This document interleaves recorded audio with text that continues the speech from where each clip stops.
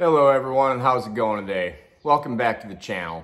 Today I'm going to discuss my latest, we'll call it a nightmare. This machine back here behind me, good machine, a lot of good quality parts. Can't say anything about that, but the guy that I bought it off of, either he didn't know or didn't care on how to put things back together. I noticed a little wobble in one of the front wheels and started digging into it. Well, first, hold on, let's back up. From the get-go, I didn't realize it, but I put a post on Facebook about the exhaust. Well, he put an Evo Magnum exhaust on there, and that was put on incorrectly. I didn't know that because I had never had a Evo exhaust with the springs and all that stuff. I never had that before. So I didn't know it was incorrect, so I put a post on Facebook. Of course, I get roasted for it because I look like an idiot and everyone thinks that I put it on there. There's no instructions anywhere, so I just, put that on there. Come to find out, it was on wrong. No big deal, easy fix, nothing wrong with it. Then, I started looking into more things and did a clutch kit on it because it did not have a clutch kit on it from when I bought it off the guy. And while out doing my runs to check the RPMs and everything, I noticed that the front wheel was wobbling a little bit, which I had already noticed prior, but I thought I had it taken care of. I just put the front tires on the back and it seemed like, okay, maybe it was a tire slightly out of balance, whatever. Well, after digging into it more, I started to notice more and more issues of the way that things were put together, and wasn't good at all. I mean, I think pretty much everything was put on with an impact with multiple ooga-doogas. I mean, no torque wrench at all for anything. We're talking caliper bolts, ball joints, everything. It's like he just did everything pretty much wrong. So this video I'm pretty much doing for people that are looking to buy a used machine. Even though everything looks all good, it may not be. So when you do buy a new machine, go over it really well if it has a bunch of aftermarket parts on it. Even if it doesn't have aftermarket parts on it, I'd go over it really well just to make sure that everything is good. I use torque wrenches for everything. Anything that requires a torque spec, I use. I got the entire spec sheet for torquing every nut and bolt on a side-by-side from my buddy at Midwest Side-by-Side. He printed it out. It's got everything on it. So we'll go over a couple things, or I should say multiple things that I have found so far on this machine that is a 2022. It had 80 miles on it when I bought it. Nothing major as far as, costing a ton of money to fix, but it definitely is costing me money. So we'll start off with the problems right now.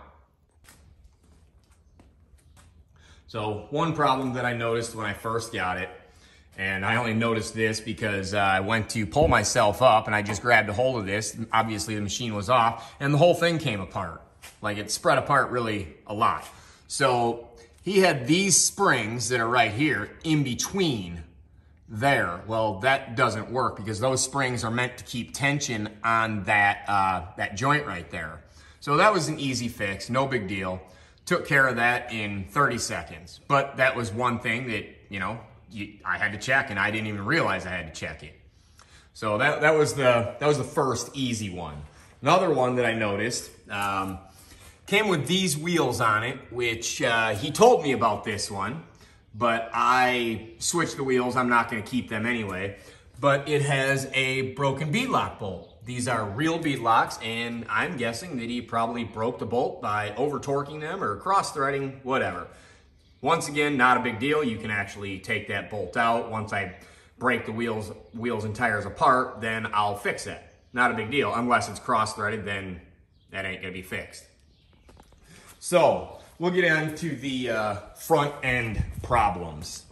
I don't know, I'll try and break it down for people that don't really know a whole lot about this, but it all started with this was on the end of here, and it was a little wobbly. So I started shaking things to check and see what else was wobbly.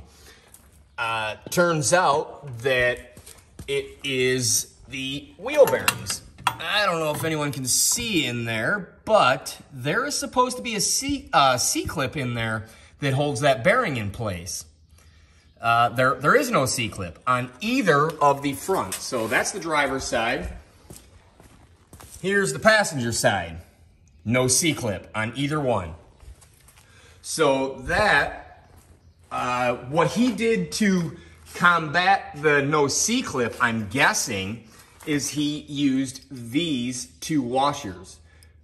Once again, that was another thing that drew my attention, because instead of having two washers from the factory to hold your castle nut, this, onto your axle shaft right there.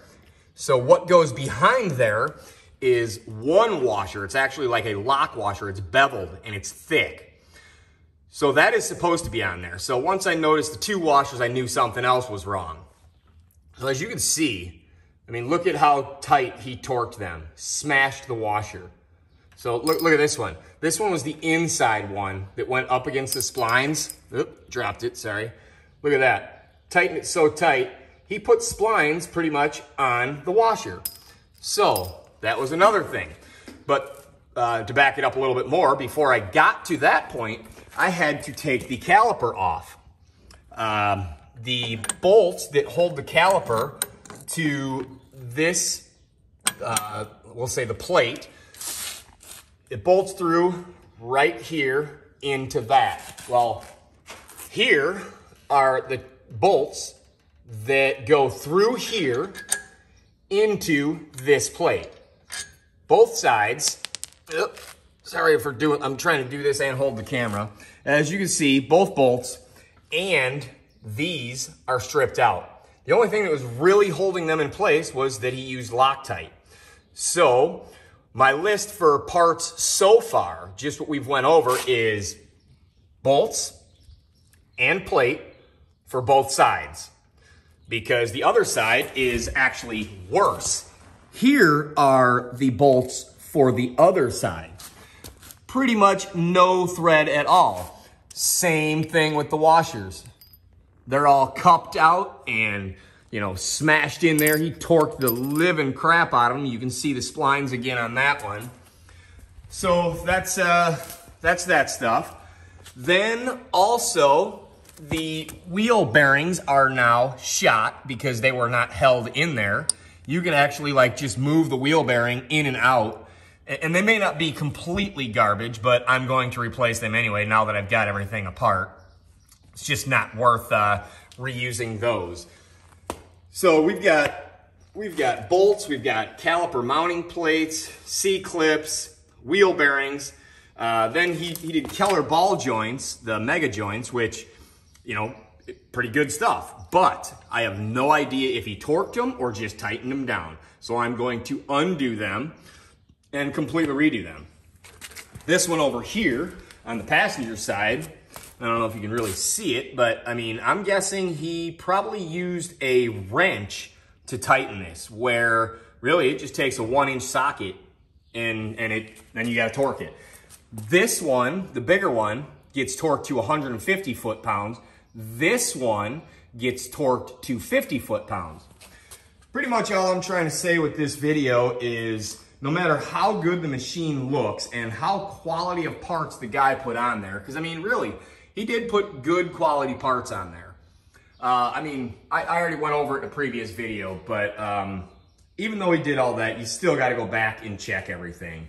You know, same thing on the rear end. It's supposed to have those thicker lock washers on there that are beveled. Well, he did 2 washers. One thing about this side, I did notice, it actually does have the C-clips. So that's a plus. I don't have to worry about them. The wheel bearings back here are fine. I'm actually gonna replace all 4 of them anyway, just to make sure. So just, you know, in hindsight, now I'm looking at this machine, still a very good machine, a lot of good parts on it, but I am pretty much going to be tearing down every single thing that he did and redoing all of it to make sure that it is all torqued according to spec. So just a little heads up for anyone that's buying a used machine. When you're buying a used machine, check it over really good, really good. I honestly would have never thought that this was going to have all these problems on the front end.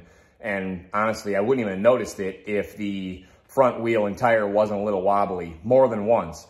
It was so bad that the one time I actually took the two front tires, wheels and tires, over to my buddy's shop, unmounted the tires, checked everything to make sure they were all good, remounted the tires, I forgot, I put balance beads in them also, took it for a ride. It was less, but it still had that wobble. Well, the reason it had the wobble is because the bearings and the axle shafts weren't all tightened down because they didn't have the correct parts. So just for anyone, once again, just for anyone that is buying a used machine, and like I say, even possibly a new machine, check it over really good. It will actually be worth it in the long run because the weekend that I got this machine, we took it up to Black River Falls and put 200 miles on it. That probably didn't help the entire situation, being that all of this stuff was the way that it was. But now I'm just going to tear it all down and replace it. That way there, it doesn't happen again. And I know that I'm going to do it correctly with all the proper torque specs. So I just figured I'd throw this video out there for a little heads up for anyone. Just because something looks really good, as far as the quality and all that, doesn't mean it was put together right. And like I say, I'm not trying to knock the guy, but either he didn't know or he didn't care. My problem now. So thanks for watching, and hopefully I'm not the only one that figures this out. Maybe you'll learn a little something from this video, but check those aftermarket parts for sure. Thanks for watching.